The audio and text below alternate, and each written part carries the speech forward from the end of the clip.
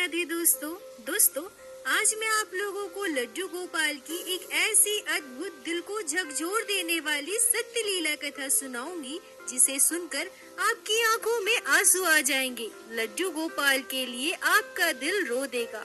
दोस्तों, हमारे प्यारे से लड्डू गोपाल, छोटे से बाल गोपाल, हम अपने ठाकुर जी की सेवा कितने प्यार से करते हैं, कितने जतन से करते हैं। कोई भी भक्त अपने लड्डू गोपाल के साथ ऐसा दुर्व्यवहार कभी भी बर्दाश्त नहीं कर सकता है।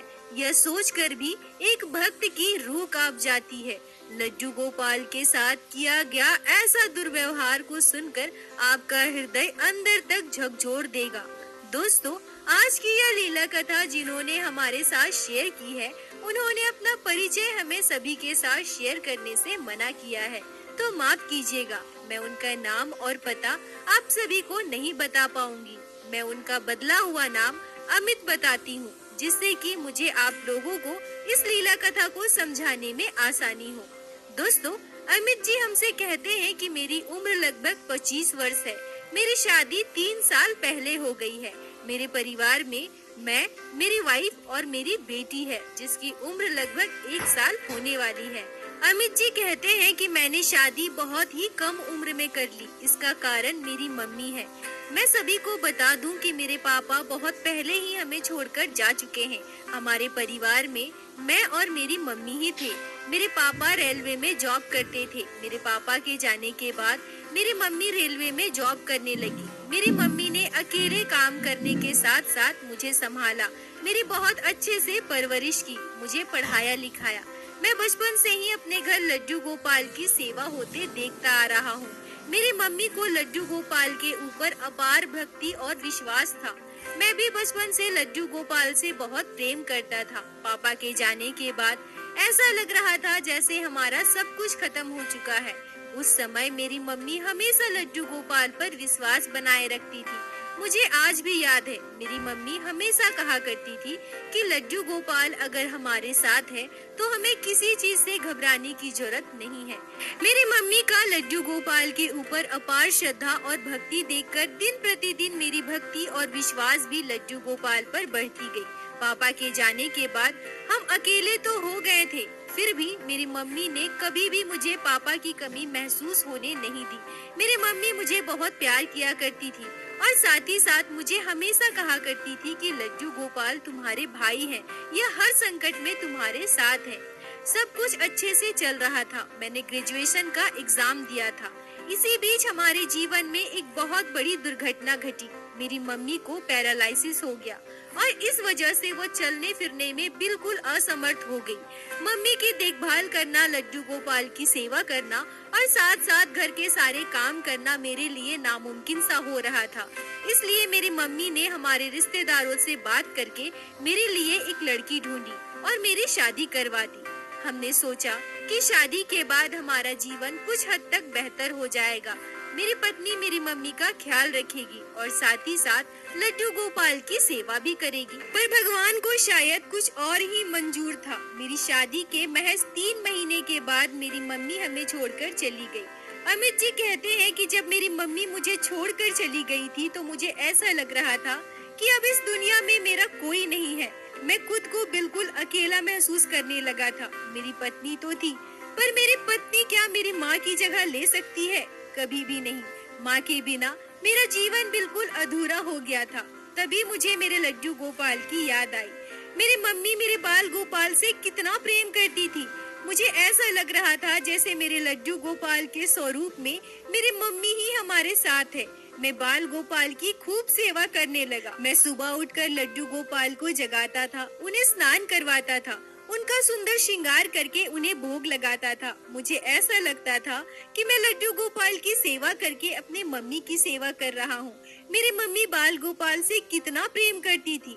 जब जब मैं बाल गोपाल की सेवा करता था, उन्हें भोग लगाता था, तो मुझे परम आनंद की प्राप्ति होती थी। मेरा आत्मा तृप्त हो जाता था। मैं लड्डू गोपाल के स्वरूप में अपनी माँ को देख पाता था। मेरी मम्मी के जाने के 3-4 महीने तक मैंने लड्डू गोपाल की खूब सेवा की। फिर उसके बाद मेरी मम्मी के स्थान पर मुझे रेलवे में नौकरी मिल गई। अब मुझे सुबह सुबह अपनी ड्यूटी पर जाना पड़ता था, जिस वजह से मैं लड्डू गोपाल की सेवा दिन भर नहीं कर पाता था। फिर भी मैं अपने दिनचर्या के अनुसार सुबह उठकर लड्डू गोपाल को जगाता था, उन्हें स्नान करवाता था, उनका सुंदर श्रृंगार करके उन्हें भोग लगा देता था। मैं अपनी पत्नी से कहकर जाता था कि तुम दोपहर का भोग लड्डू गोपाल को लगा देना और शाम को अगर मुझे घर आने में देर हो जाए तो तुम लड्डू गोपाल को शाम का दिया बाती करके उन्हें भोग लगा देना। अमित जी कहते हैं कि जब मैं घर पे रहा करता था और लड्डू गोपाल की संपूर्ण सेवा खुद किया करता था, तब मैंने कभी भी अपनी पत्नी की मदद नहीं मांगी। न मैंने कभी ध्यान दिया कि मेरी पत्नी लड्डू गोपाल की सेवा करती है या नहीं, क्योंकि लड्डू गोपाल का हर एक काम मैं खुद किया करता था। मैंने कभी अपनी पत्नी को कुछ भी करने के लिए नहीं कहा था। पर अब जब मैं ड्यूटी पर जाने लगा था, तब मुझे यह जानकर बड़ा ही आश्चर्य हुआ कि मेरी पत्नी तो लड्डू गोपाल से जरा भी प्रेम नहीं करती। वो तो लड्डू गोपाल की सेवा करना ही नहीं चाहती थी। कई बार जब मैं शाम को देर से घर आता था, तब मैं देखता था कि मेरी पत्नी ने शाम का दिया बाती भी नहीं किया है, न ही लड्डू गोपाल को भोग लगाया है। इस वजह से मेरी कई बार अपनी पत्नी से बहस भी हो जाया करती थी, पर मेरी पत्नी का सीधा जवाब होता था कि मुझसे नहीं होगा, मैं नहीं कर सकती। अमित जी कहते हैं कि अब मैं क्या करता, मैं बहुत परेशान हो गया था। मैं प्रतिदिन अपनी पत्नी से कलेश नहीं करना चाहता था। मैं बस यही चाहता था कि जिस तरह से मेरी मम्मी लड्डू गोपाल की सेवा करती थी, लड्डू गोपाल की सेवा जिस तरह हमारे घर वर्षों से होती आ रही है, मेरी पत्नी भी लड्डू गोपाल की सेवा वैसे ही करे। पर मुझे यह नहीं पता था कि मेरी पत्नी नास्तिक है, उसे तो भगवान पर भरोसा ही नहीं है, उसे लड्डू गोपाल से जरा भी प्रेम नहीं है, वो तो ठाकुर जी की सेवा करना ही नहीं चाहती। मुझे अपने आप पर बहुत गुस्सा आने लगा था। मैं खुद को ही कोसने लगा था। मैं सोचने लगा था कि भगवान ने मेरी किस्मत ऐसी क्यों लिखी है, मुझे ऐसी पत्नी क्यों मिली जिसके मन में ठाकुर जी के लिए जरा भी प्रेम नहीं है, जो भगवान पर विश्वास ही नहीं करती। प्रत्येक दिन के कलेश से परेशान होकर मैंने अपने ससुराल में कॉल किया। फिर मेरे सासू माँ और ससुर जी हमारे घर आए। मेरी पत्नी को उन्होंने खूब डांटा, खूब समझाया। तब जाकर मेरी पत्नी लड्डू गोपाल की सेवा के लिए राजी हो गई। मैं सुबह सुबह लड्डू गोपाल का हर एक काम करके अपने ड्यूटी पर जाता था और शाम को जब मैं घर वापस आता था, तो मुझे यह देखकर बहुत खुशी होती थी कि मेरी पत्नी ने दिया बाती किया है, लड्डू गोपाल को भोग लगाया है। पहले दिन जब मैंने यह देखा था तो मुझे बहुत खुशी हुई थी। मैं अपने लड्डू गोपाल को धन्यवाद कहकर मन ही मन सोचने लगा कि चलो अच्छी बात है, कम से कम मेरी पत्नी लड्डू गोपाल की सेवा के लिए मान तो गई। अमित जी कहते हैं, पर मैं यह क्यों भूल गया कि जब तक किसी के मन में ठाकुर जी के लिए भक्ति ना हो, प्रेम ना हो, तब तक कोई ठाकुर जी की सेवा नहीं कर सकता है। और कोई भी इंसान किसी दूसरे इंसान के मन की मंशा को कभी भी नहीं समझ सकता। और इसी बीच मेरी पत्नी गर्भवती हुई। मैं बहुत खुश था, हमारा पहला संतान इस दुनिया में आने वाला था। लड्डू गोपाल की कृपा से सब कुछ ठीक हो गया था। मेरी पत्नी भी अब पूजा पाठ करने लगी थी, हमारा पहला बच्चा भी आने वाला था। पर मैं अपनी मम्मी को बहुत याद करता था। मैं सोचता था कि अगर मेरी मम्मी होती तो कितनी खुश होती। पर जब से मेरी पत्नी गर्भवती हुई थी, तब से वो शायद लड्डू गोपाल की सेवा में ध्यान नहीं देती थी। मैं सुबह सुबह तो लड्डू गोपाल की सेवा करके ड्यूटी पर चला जाया करता था, पर जब मैं शाम को घर वापस आता था तो लड्डू गोपाल के चेहरे को, श्रीमुख को देखकर मुझे ऐसा लगता था जैसे मेरे बाल गोपाल बहुत दुखी है। जबकि मेरी पत्नी ने तो शाम का दिया बाती भी किया है और शाम का भोग भी लगाया है। मैं समझ नहीं पा रहा था कि मुझे ऐसा क्यों महसूस हो रहा है, कहीं ये मेरा भ्रम तो नहीं है। कई बार मैंने तो यह भी सोचा कि हो ना हो मेरी पत्नी ने शायद दोपहर का भोग नहीं लगाया होगा, यही कारण है मेरे लड्डू गोपाल की दुखी होने का। इस बारे में मैंने जब अपनी पत्नी से बात की तो वो मुझसे लड़ने लगी। वो मुझसे कहने लगी कि अब मैं चाहे जो भी कर लूं, आप तो मुझ पर शक करोगे ही। आपको ऐसा क्यों लगता है कि मैंने लड्डू गोपाल को भूखा रखा है? आप मेरे बारे में इतना गलत क्यों सोचते हैं? अमित जी कहते हैं कि जब मेरी पत्नी मुझसे इस तरह से बात किया करती थी तो मुझे लगता था कि कहीं न कहीं ये मेरा ही भ्रम है। मेरी पत्नी तो इतने अच्छे से लड्डू गोपाल की सेवा कर रही है, फिर मैं ऐसा क्यों सोच रहा हूँ? ऐसे ही दिन बीतने लगे। इसी बीच कई बार मुझे यह आभास हुआ कि मेरे बाल गोपाल प्रसन्न नहीं है। मैं इसे अपना भ्रम समझकर इस पर ध्यान नहीं दिया करता था। अब मेरी पत्नी का 8वां महीना चल रहा था, क्योंकि मेरे घर में उसकी देखभाल करने को कोई नहीं था। मैं सुबह सुबह ड्यूटी चला जाया करता था और शाम को देर से घर वापस आता था। इसलिए हमने यह निश्चय किया कि 9वां महीना लगते ही मेरी पत्नी अपने मायके चली जाएगी और वही हमारे बच्चे का जन्म होगा। इसी बीच हमारे जीवन में एक ऐसी घटना घटी जिसने मेरे पूरे जीवन को बदल कर रख दिया। मैंने सपने में भी नहीं सोचा था कि मेरे साथ इतना बुरा होगा। अमित जी कहते हैं कि यह मेरा प्रत्येक दिन का रूटीन था कि मैं बाहर से जब भी घर वापस आता था तो सबसे पहले अपने लड्डू गोपाल के पास जाकर उनके दर्शन करता था। प्रत्येक दिन अपनी ड्यूटी पर जाने से पहले और ड्यूटी से घर आने के बाद मैं सीधा अपने घर के मंदिर में जाकर सबसे पहले अपने लड्डू गोपाल के दर्शन करता था। उस दिन जब मैं घर वापस आया तो मेरी पत्नी सो रही थी। घर आकर मैं सीधा अपने घर के मंदिर में चला गया और मंदिर में जाकर मैंने जो दृश्य देखा उसे देखकर मेरी आंखें फटी की फटी रह गई। हमारे घर के मंदिर में हमारे लड्डू गोपाल थे ही नहीं। अमित जी कहते हैं कि मुझ पर तो जैसे दुखों का पहाड़ टूट पड़ा। मेरे छोटे से बाल गोपाल, मेरी मम्मी की आखिरी निशानी, वो कहाँ चले गए? मैं दौड़कर जाकर सबसे पहले अपनी पत्नी को जगाया। मेरी पत्नी गहरी नींद में सो रही थी। उठते ही वो मुझ पर चिल्लाने लगी। मुझसे कहने लगी कि आप इस तरह से क्यों चिल्ला रहे हैं? मैं सो रही हूँ ना, आपको दिखाई नहीं देता?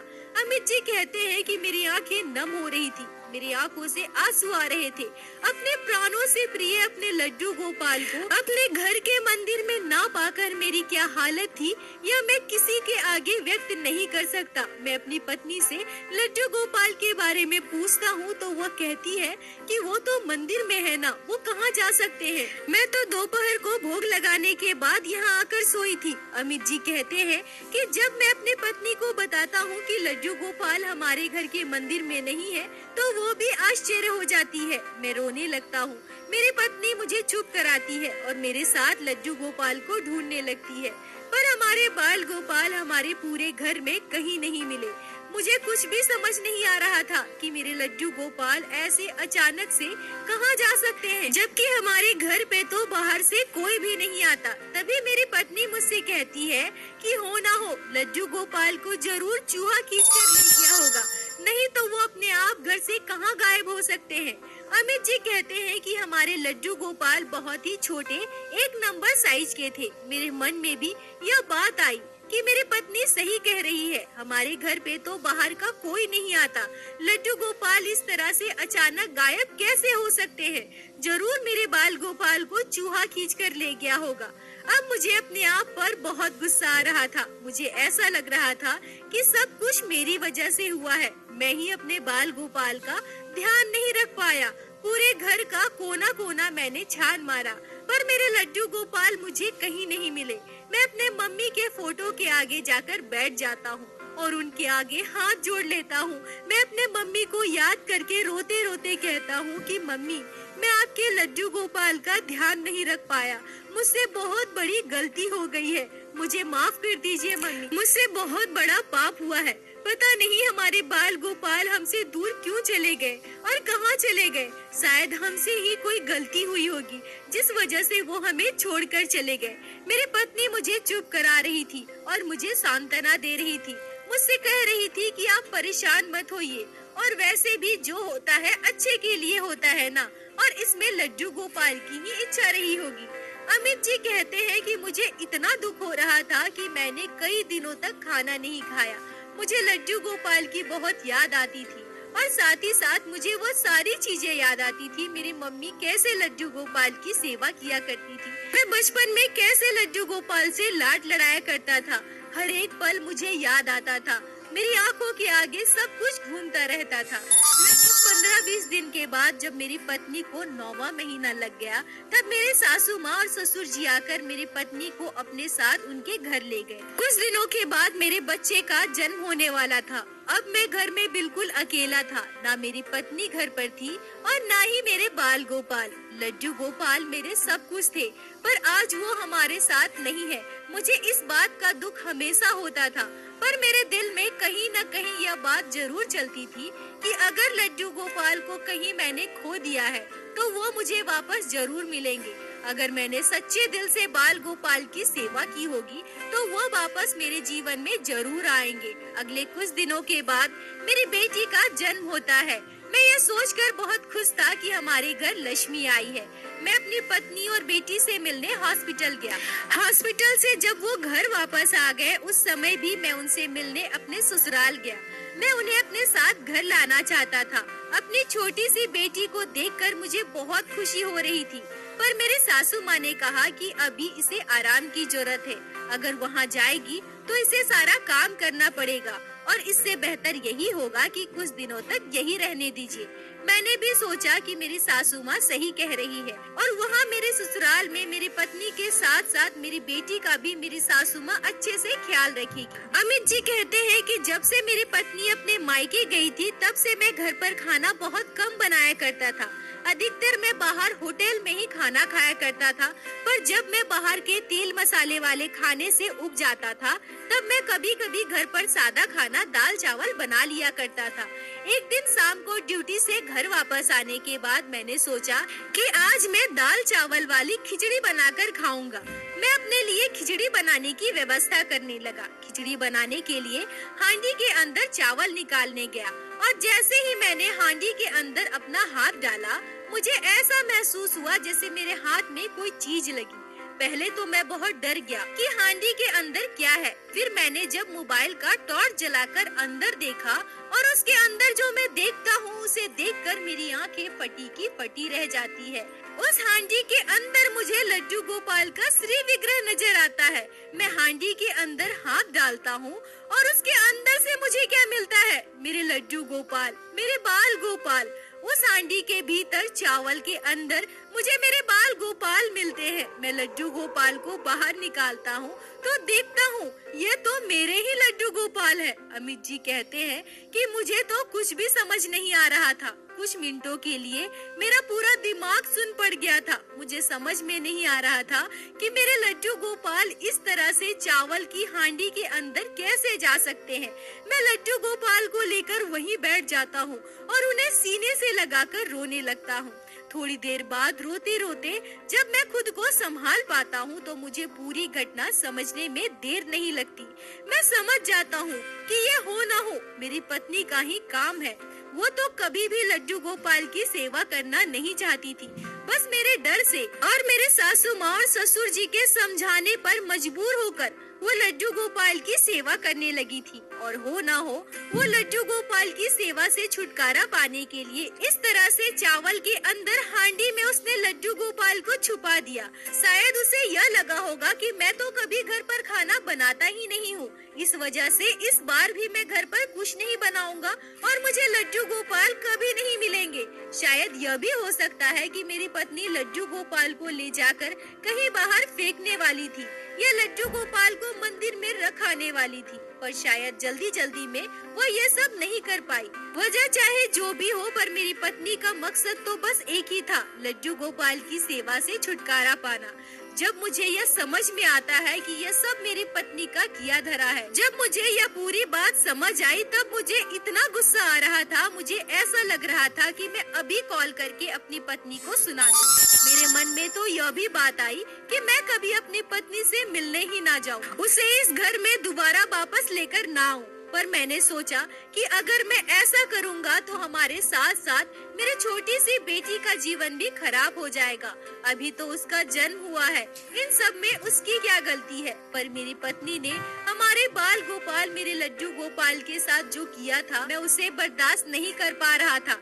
मैं अपने लड्डू गोपाल को गोद में लेकर रोए जा रहा था। मैं अपनी मम्मी को याद कर रहा था। मैं अपनी मम्मी को याद करके कह रहा था कि मम्मी देखो ना, ये सब क्या हो गया।